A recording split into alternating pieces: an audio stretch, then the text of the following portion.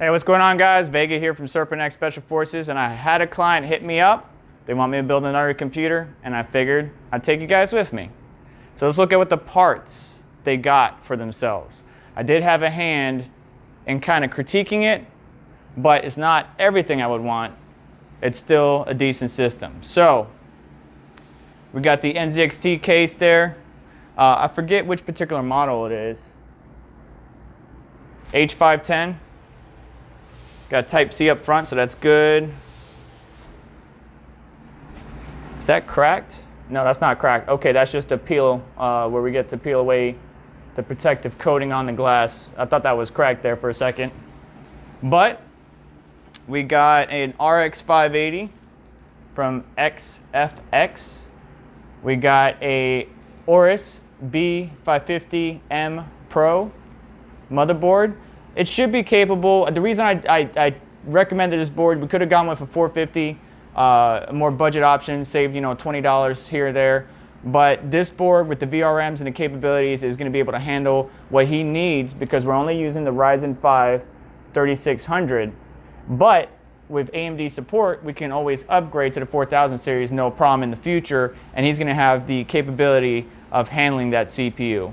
Of course, we got some tried and true G.SKILL Flare X memory, 3200 speed, 16, 18, 18, 38 latencies, and then XPG SX 8100. I wanted the 8200 Pro, but this will get the job done. Plus, he's got a 1 terabyte Samsung Evo SSD that we can utilize for additional storage and a platter hard drive for even more storage. So I'm going to get all this put together, put you guys on a time lapse. But first, I had to get this dang TV out of my way.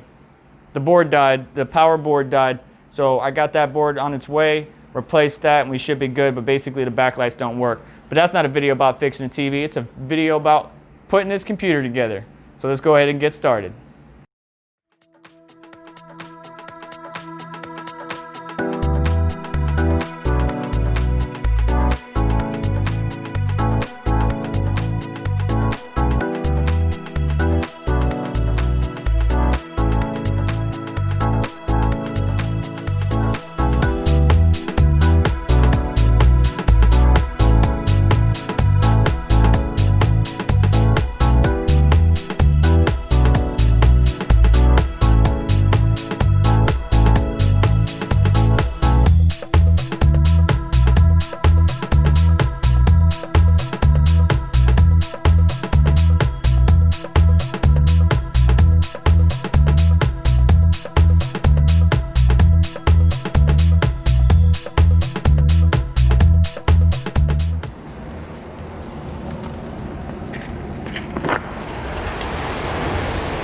Got a serious storm out here, guys.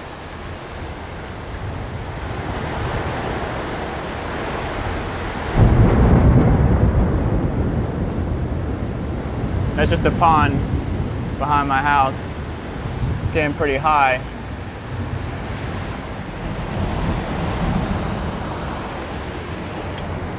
Whew, it's getting serious. Already restarted my mining rig, but I wanted to stop and talk about this motherboard real quick. It's actually very nice. It's obviously a micro ATX, and I mean, these VRMs are nice. BuildZoid did a video on it not too long ago, so if you haven't checked it out, like the list of the top B550 boards, I believe this is on that list, and it's a pretty decent board, even though it's a micro ATX, got all the features we love and know. The 8 pins up here, EPS, 24 pin, I know you hear the thunder still. Yes, he's running the stock cooler, but that will be sufficient for what he needs. And then I try to see if I could move the cooler, like rotate it, but have this AMD still on the left so it doesn't hit, because obviously if it was over here, it would conflict with the memory. But it would do for now. But those VRM heat sinks are pretty beefy. See if we can't go ahead and do this peel for you guys.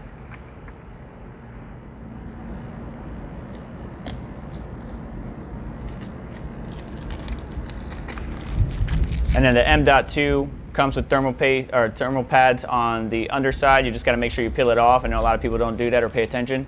Just peel it off and that should be sufficient cooling for his NvMe SSD. Got another one right here with the screw, another 280 or 2280, excuse me. And I don't believe there's any on the back. But yeah, this motherboard, shielded I/O or built in, got pretty good audio, enough USBs, and everything he will need for a while. Like I said, this is for upgradability. So if he wanted to take advantage of AMD's upcoming upgrades or compatibility, he can do so. My power's about to go off, so I'm going to continue time-lapsing, get the system together, and we'll wrap up.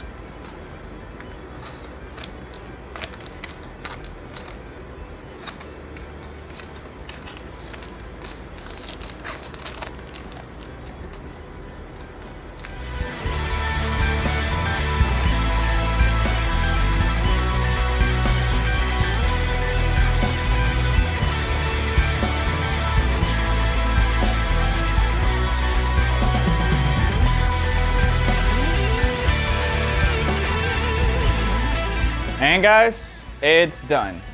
Very simple build, no problem. Just to go over the parts once again, NZXT 510 non-elite case, AORUS B550M Pro micro ATX motherboard, Ryzen 5 3600 tried and true, G.SKILL Flare X, EVGA 600 watt power supply, and an XPG SX8100 SSD. He already has Samsung 860 EVO.